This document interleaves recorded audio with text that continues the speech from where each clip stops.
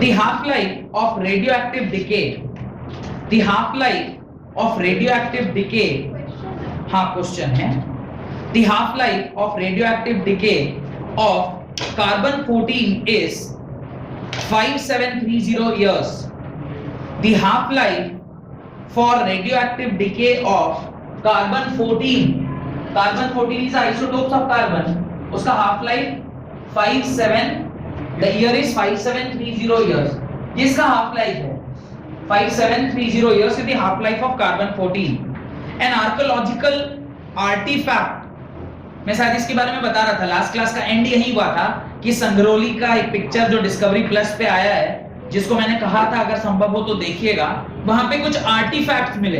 Archaeological survey of India ने खुदाई करके कुछ artifacts means old remains of दी जो भी उस टाइम के दी देन टाइम पे सपोज रथ यूज हो रहे हैं, कुछ तलवारें यूज हो रही हैं, वो जो शेष या अवशेष बोलते हैं उसको, वो जो मिलता है that is only called as artifact. तो लिखें आगे, an archaeological artifact containing wood had only 80% of the carbon 14 found. The archaeological artifact containing wood had only 80% of the carbon 14 found in a living tree. In a living tree. Calculate the age of the sample. Calculate the age of the sample. Calculate the age of the sample. Solve कीजिए. तो इस question का solution बहुत ही सरल है. अगर आप थोड़ा सा भी बुद्धि लगाते तो शायद इस क्वेश्चन का आंसर आप कर पाते. क्वेश्चन कह रहा है दी half life of a radioactive decay of carbon 14 is 5730, जो कि मैंने ऑलरेडी समझा दिया था कि इस प्रकार से होगा. ये आपको गिवन डेटा दिया हुआ है. वहां पे एक वर्ड लिखा है radioactive decay. The moment you read radioactive decay आपको पता लगना चाहिए कि ये फर्स्ट ऑर्डर रिएक्शन है, क्योंकि मैंने इंपॉर्टेंट मार्क करके उसके बारे में आपसे कहा था. अगर this is first order reaction तो आप यहां पर लिख सकते हो T half is equal to 0.693 by K, और यहां से जब आप K निकालोगे तो ये होगा 0.693 by 5730 year inverse. Why year inverse? First order reaction का जो यूनिट होता है वो होता है टाइम इनवर्स. अब यहाँ पे चूंकि साल है इसलिए साल इनवर्स हो गया. अब मुझे K की वैल्यू पता चल गई, जैसा कि K का वैल्यू कैलकुलेटर बता रहा है 1.20 into 10 raised by -4. If you are using 1.20, then it is 1 raised by -5. If you are using 1.2, then it is 10 raised by -4. अब ये दोनों ही जो भी आपने K की वैल्यू निकाली है उसको आप उस K के फॉर्मूले में डालिए. K is equal to किसके बराबर होगा? K is equal to होगा 2.303 whole divided by capital T. What is this T? T is the entire time period. कितने समय में वो पूरा डिकम्पोज कर जाएगा. पर आपको पूरा डिकम्पोजिशन नहीं निकालना है, आपको मात्र उतना डिकम्पोजिशन निकालना है जितने में वो 80% बचा हुआ है, यानी 20% खप गया. आप पढ़िए क्या लिखा है उसमें.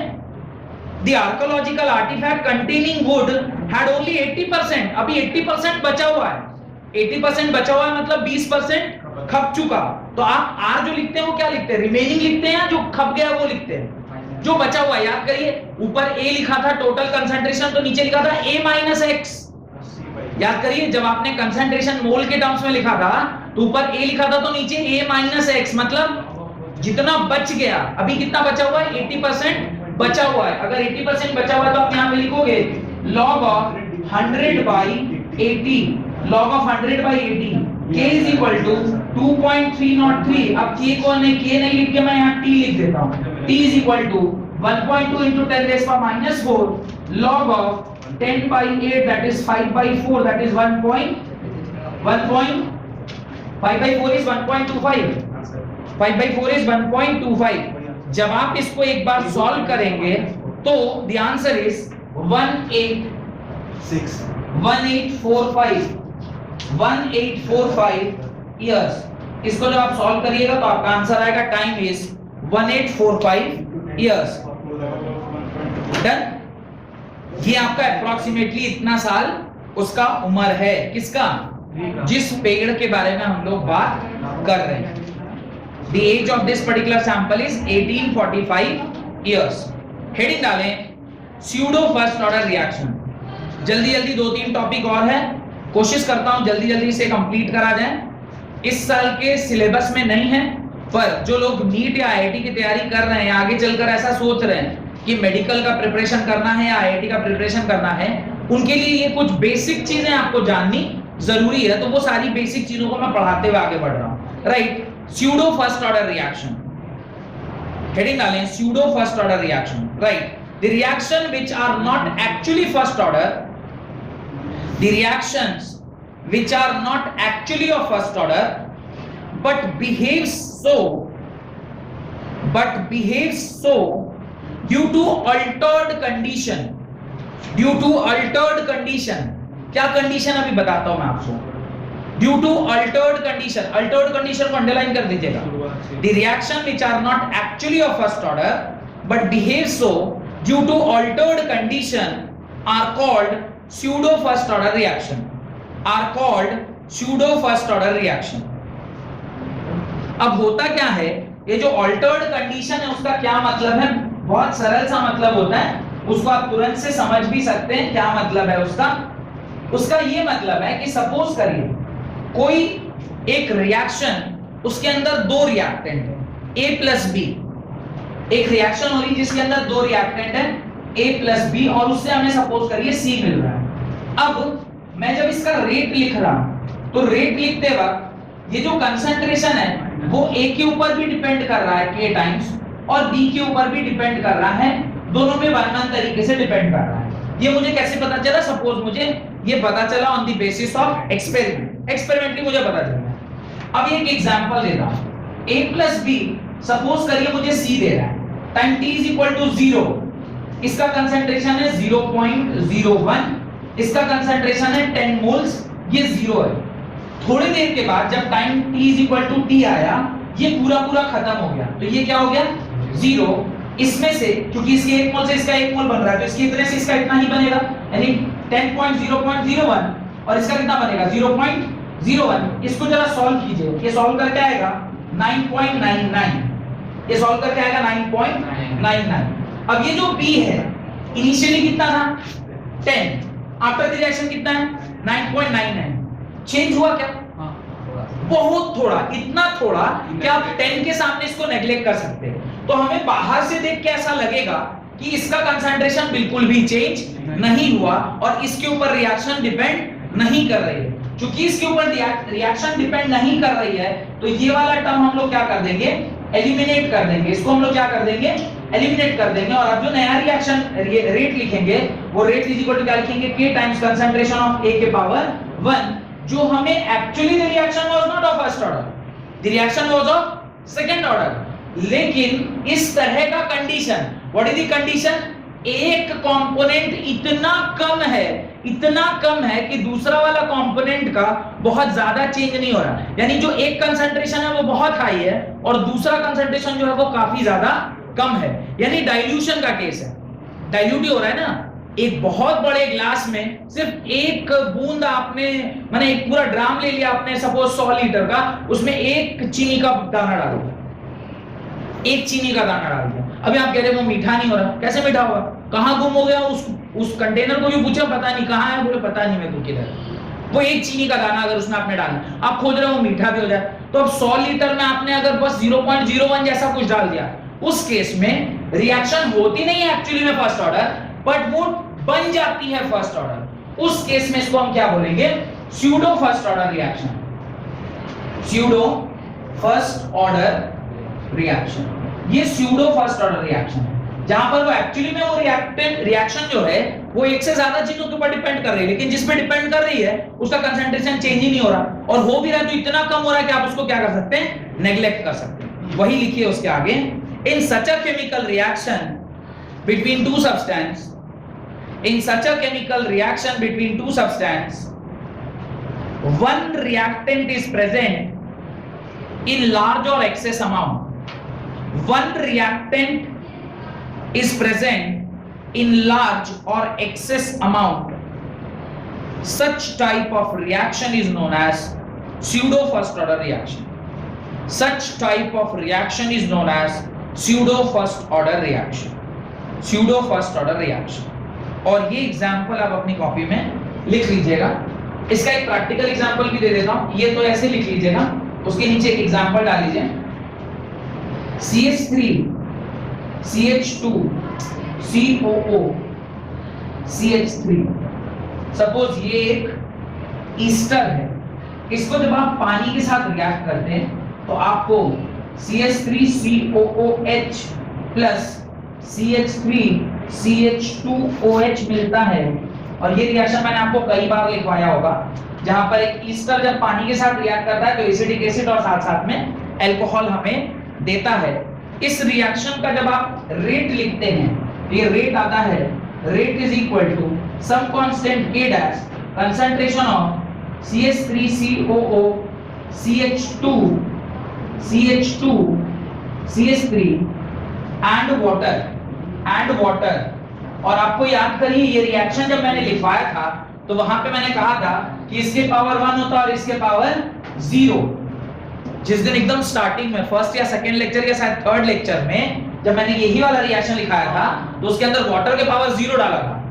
एक्सपेरिमेंटली वाटर के पावर 0 नहीं होता, वाटर का कंसंट्रेशन इतना कम चेंज होता है कि हम अज्यूम करते हैं कि उसके ऊपर ये डिपेंड नहीं कर रहा है। This is one of the example of pseudo first order reaction.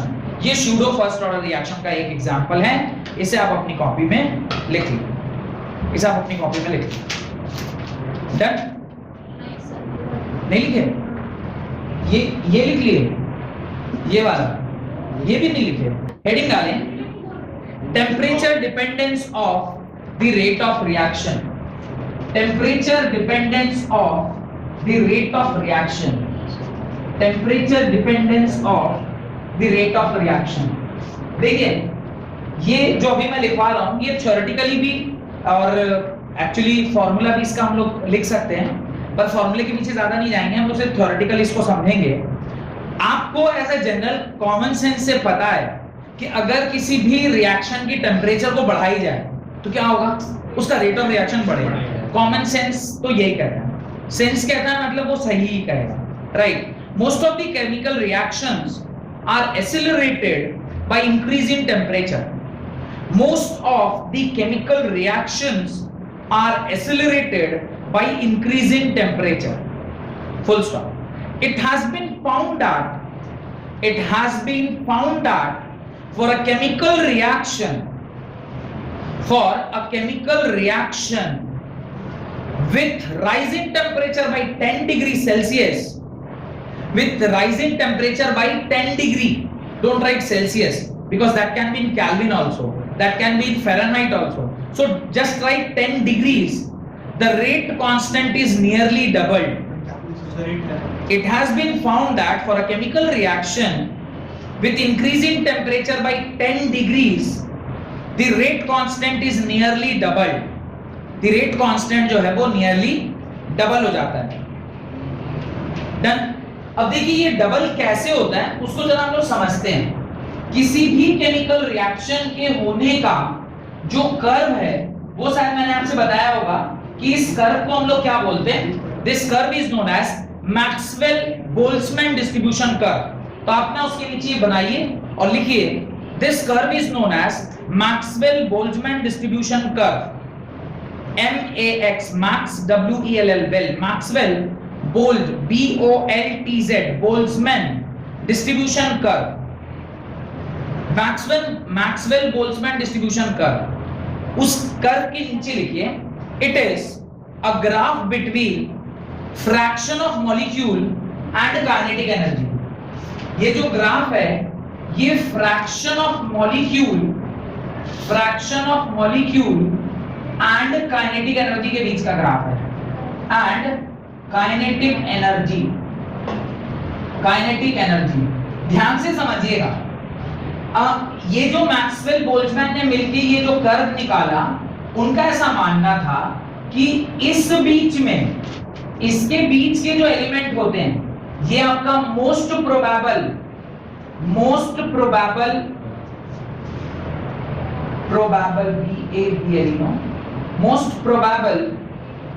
Kinetic energy वाला जो उस रेंज में आने वाले जो मॉलिक्यूल्स हैं उसके प्रोडक्ट में फॉर्म होने की संभावना सबसे ज्यादा है। डिस्ट्रीब्यूशन कर्व है ना, कौन सा प्रोडक्ट में कन्वर्ट होगा और कौन सा प्रोडक्ट में कन्वर्ट नहीं होगा। तो ऐसा मानते हैं कि ये जो आपका मोस्ट प्रोबेबल काइनेटिक एनर्जी है उससे कुछ इधर और कुछ इधर ऑलमोस्ट 80% ये कवरेज आ जाता है। अगर एरिया में आप देखें तो ये एरिया क्या देगा, फ्रैक्शन ऑफ मॉलिक्यूल ना, कितने मॉलिक्यूल्स प्रोडक्ट में कन्वर्ट हो रहे हैं। तो ऐसा देखा जाता है कि इसके बीच में आने वाले जितने भी मॉलिक्यूल्स हैं देयर चांसेस कि ये प्रोडक्ट में कन्वर्ट हो वो ऑलमोस्ट 90% या 100% के बराबर है। जो इसके जितना नजदीक उसकी प्रोबेबिलिटी उतनी ज्यादा होती है। यानी मोस्ट प्रोबेबल काइनेटिक एनर्जी से जो जितना नजदीक होगा उसके प्रोडक्ट में कन्वर्ट होने की संभावना उतनी ज्यादा होगी। काइनेटिक एनर्जी में मतलब most probable kinetic energy means randomness. Randomness मतलब दो मॉलिक्यूल आपस में टकराएंगे और टकराएंगे तो यहीं से काइनेटिक थ्योरी, वो जो कोलिजन थ्योरी की बात हम लोग करते हैं। होता क्या है जब आप टेम्परेचर को राइज करते हैं, देखिए मैं क्या बोल रहा हूं, जब आप टेम्परेचर को राइज करते हैं, टेम्परेचर को राइज करेंगे तो क्या होगा, ये जो आपका ग्राफ है ये कुछ इस प्रकार से बढ़ जाए। थोड़ा सा गड़बड़ हो गया, 1 मिनट रुक जाइए, बनाइएगा मत। ये जो इस प्रकार का ग्राफ है ये ऐसे आ जाता है, ये जो ग्राफ है वो कुछ इस प्रकार का है। अभी इसको क्या होगा देखिए, ये जो ग्राफ है ये इस प्रकार से दिखेगा। अब जब हम लोग टेम्परेचर को क्या करते हैं, राइज करते हैं, जब टेम्परेचर बढ़ता है तो ये जो मॉलिक्यूल्स, पहले जो मॉलिक्यूल्स इफेक्टिवली कोलाइड नहीं कर पा रहे थे, या जो आपका मोस्ट प्रोबेबल जो आपका स्पीड था उससे जो कोलाइड करने वाले जो पार्टिकल्स थे उनकी संख्या अब आप देखिए क्या हो जाएगी, बहुत ड्रास्टिकली क्या हो गई, बढ़ गई। आपको दिखाई दे रहा होगा ये जो एक्स्ट्रा एरिया भी आ गया, ये अब क्या हो गया, ये अब मोस्ट प्रोबेबली मूव करने वाले कंपाउंड्स की एरिया हो गई। अब ये ज्यादा है या पहले से कम है, ज्यादा है। ज्यादा है इसका मतलब क्या, नाउ दी प्रोबेबिलिटी कि more product will be formed बढ़ जाएगा। तो इस हिसाब से जब आप 10 डिग्री सेल्सियस का चेंज करते हैं, यानी ये आपने T डिग्री सेल्सियस पे अगर बनाया है तो ये वाला ग्राफ क्या बनेगा, T डिग्री प्लस 10 डिग्री पे। तो आप देख पा रहे हैं कि T डिग्री पे जो ग्राफ बना था और T प्लस 10 डिग्री पे जो ग्राफ बना है उसमें नंबर ऑफ मॉलिक्यूल जो इफेक्टिवली कोलाइड करेंगे और कोलाइड करके प्रोडक्ट बनाएंगे उसकी संख्या क्या कर जा रही है, बढ़ जा रही है।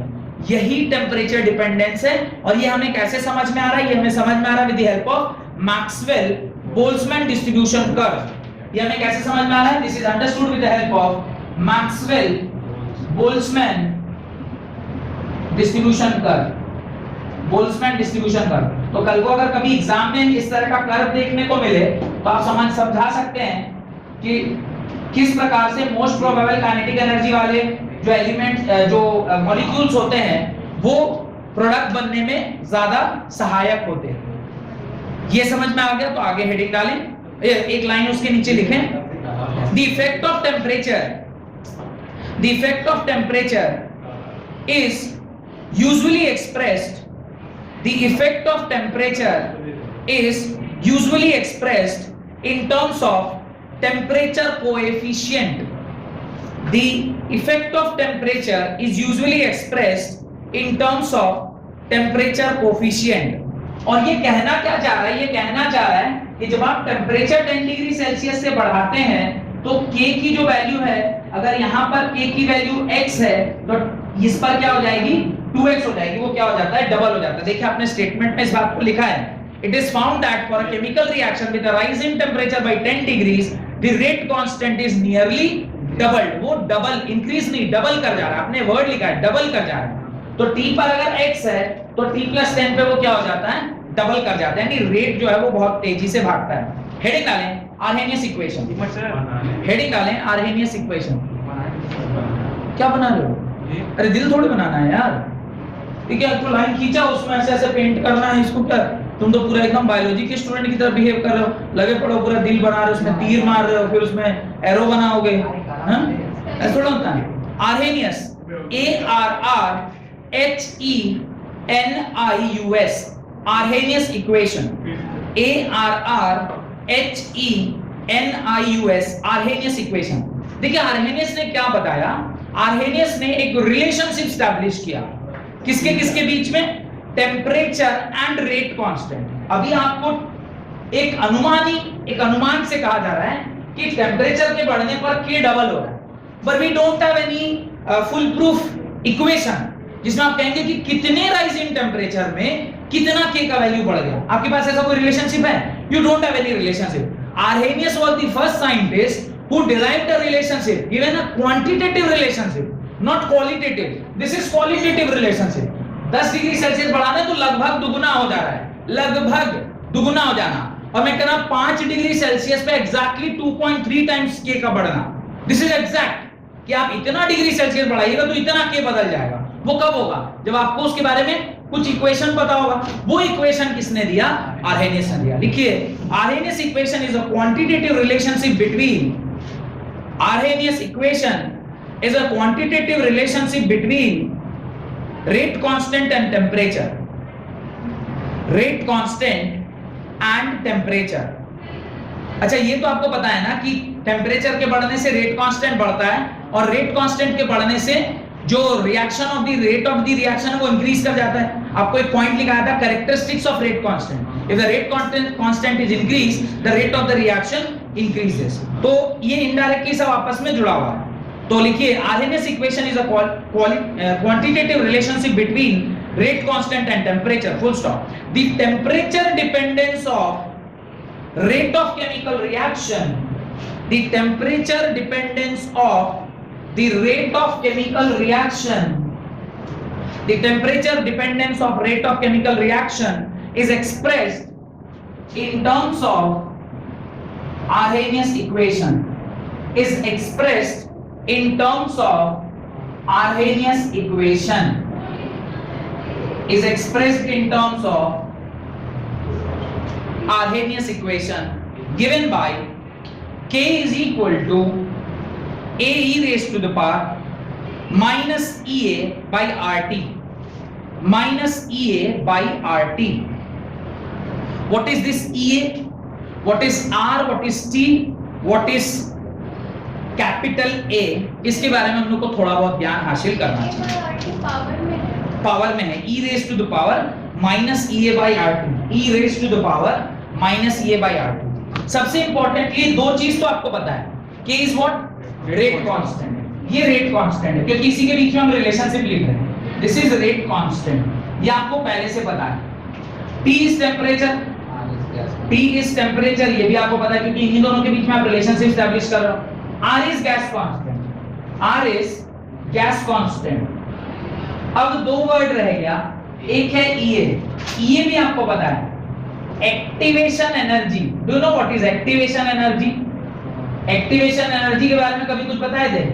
जरूर बताया होगा, खैर कोई बात नहीं। A is what? A is a constant, A is a constant. इसको आर्हेनियस कांस्टेंट भी कह सकते हैं। A R R H E I N, what is that? Arrhenius का स्पेलिंग बोलिए तो A double R H E I N I U S, H E N I U S, H E N I U S, Arrhenius constant. शायद इसलिए इसको ए से लिखा गया क्योंकि ये आर्हेनियस कांस्टेंट था। अब इसके अंदर एक दो चीजें आपको पता है और एक दो चीजें आपको और डिटेल में जानना है। जो चीज आपको डिटेल में जाननी है वो क्या है? एक तो ए के बारे में, तो लिखिए ए इज आर्हेनियस फैक्टर और फ्रीक्वेंसी फैक्टर और also called as pre exponential factor. A is Arrhenius factor comma frequency factor also known as pre-exponential factor. इसको pre-exponential factor, why it is called as pre-exponential factor? exponential term के पहले लिखा हुआ है इसलिए इसको क्या बोल रहे होंगे? pre-exponential factor बोलते होंगे। डन? यहां तक कोई डाउट है तो पूछिए। नहीं। अब एक चीज जो आप नहीं जानते हैं वो क्या है? Activation energy. हेडिंग आ गई एक्टिवेशन एनर्जी, हेडिंग आ गई एक्टिवेशन एनर्जी। बाकी चीजें तो आपको दी गई होगी या आपको पता है, जैसे रेट कांस्टेंट तो निकाल ही रहे हैं, टेम्परेचर, गैसियस इक्वेशन ये कांस्टेंट है तो दिया रहेगा। एक्सपोनेंशियल टर्म तब आता है जब एंटी लॉग लेते हैं या लॉग लेते हैं, है ना? ये सब तो पता होगा थोड़ा बहुत। हेडिंग डालिए, हेडिंग डालिए आर्हेनियस एक्टिवेशन एनर्जी ईए। अब देखिए एक्टिवेशन एनर्जी क्या है। मैंने आपको ना एक पहले दूसरे या तीसरे लेक्चर में कभी इस तरह का एक ग्राफ बना के दिखाया होगा। नहीं दिखाया है, अगर नहीं याद है तो एक बार और देख लीजिए। मुझे याद है कि मैंने दिखाया होगा और उसे लाइफ लेसन भी दिया होगा। यहाँ पर रिएक्टेंट रहता है, यहाँ पे क्या रहता है, रिएक्टेंट रहता है, और ये energy versus proceeding of reaction, energy versus proceeding of reaction, proceeding of reaction का ग्राफ है, प्रोसीडिंग ऑफ रिएक्शन का ग्राफ था। और उसमें मैंने आपसे बताया था कि कोई भी जो रिएक्शन है वो इसी प्रकार से प्रोसीड करती है, जहां पर ये रिएक्टेंट का पोजीशन होता है और दूसरी एंड पे यहाँ पे आपको क्या मिलता है, प्रोडक्ट मिलता है। रिएक्टेंट से प्रोडक्ट आते वक्त आपको एक इंटरमीडिएट कॉम्प्लेक्स बनाना पड़ता है, इंटरमीडिएट कॉम्प्लेक्स। शायद मैंने इसके बारे में वो एक SN2 का मैकेनिज्म भी समझाया होगा। इंटरमीडिएट कॉम्प्लेक्स बनता है और इंटरमीडिएट कॉम्प्लेक्स का क्या कंडीशन होता है मैंने लिखवाया होगा। एक तो हाईली अनस्टेबल होता है, हाईली अनस्टेबल, और दूसरा क्या बताया था, ये बहुत कम समय के लिए, very short period of time, ये दो कंडीशन में आता है, very short period of time, very short period of time के लिए यहां पे एग्जिस्ट करता है।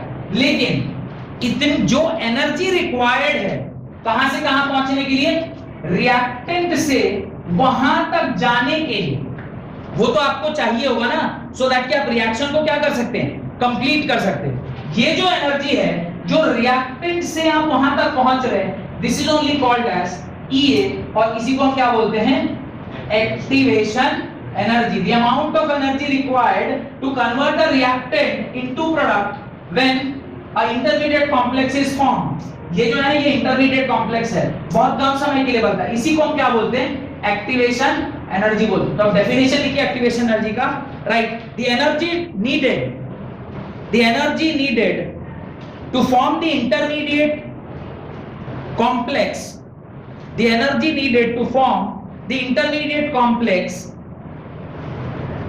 called activated complex, called activated complex is known as activation energy, is known as activation energy, is known as activation energy, EA. It is the extra energy required by the reactant molecule, it is the extra energy required by the reactant molecule that results in effective collision between them, that results in effective collision between them to form the product, to form the product। इसी state को, जो intermediate complex है, इसी state को एक और नाम दिया गया है, इसको हम लोग क्या कहते हैं, this state is known as, the energy is known as threshold energy, minimum amount of energy required to convert a reactant into product. आप पहले उसको अनस्टेबल करेंगे तब ना फिर वहां से एनर्जी रिलीज होगी। अनस्टेबल कैसे करते हैं इसको डे टू डे लाइफ में तो समझाया था, आप किसी केमिकल सब्सटेंस के साथ भी देख सकते हैं। कोई केमिकल सब्सटेंस है, उसका पहले बॉन्ड टूटेगा तब ना नया बॉन्ड फॉर्म होगा, तो बॉन्ड तोड़ने के लिए आपको क्या चाहिए, एनर्जी चाहिए। पहले आप उसको एनर्जी देके बॉन्ड तोड़ोगे, बॉन्ड टूटना इज अ डिफिकल्ट टास्क, क्योंकि वहां पे आपकी एनर्जी तो लग रही है सिस्टम में। फिर जब वो टूटेगा और टूटने के बाद उसको एहसास होगा कि यार ये टूट जाने के बाद अगर नया जो बॉन्ड बन रहा है वो मेरे को ज्यादा स्टेबल कर रहा है, तो फिर वो नया जो बॉन्ड बनाएगा तो वो काफी स्टेबल हो जाएगा, काफी स्टेबल होगा। तो स्टेबल होते वक्त एक्चुअली कितनी एनर्जी रिलीज करेगा, ये पूरी एनर्जी रिलीज करेगा, लेकिन इतनी एनर्जी तो ऑलरेडी हमने दिया था, तो सिर्फ एनर्जी जो आपको आउटपुट में मिलेगा वो कितना मिलेगा, डेल्टा H, क्योंकि एक्टिवेशन एनर्जी तो आपने सिस्टम को दिया था वो आपको वापस मिल गया, उसके अलावा एक्स्ट्रा डेल्टा H जो आया वही क्या हो गया, स्टेबिलिटी हो गया। डन। यही एनर्जी को, एक्टिवेशन एनर्जी को ही हम क्या बोलते हैं, threshold energy. This is only called as threshold energy, इसी को हम थ्रेशोल्ड एनर्जी बोलते हैं। Activation energy is only known as threshold energy. उसके नीचे ये वाला ग्राफ बना लीजिए, और इस ग्राफ के नीचे बस एक लाइन थोड़ा सा ऐड कर दीजिएगा इस डेल्टा H के बारे में। Some energy is released, some energy is released, energy is released, some energy is released, some energy is released when the activated complex, when the activated complex decomposes to form product, decomposes to form product. Some energy is released when the activated complex decomposes to form product. ये आप अपनी copy में बना लें।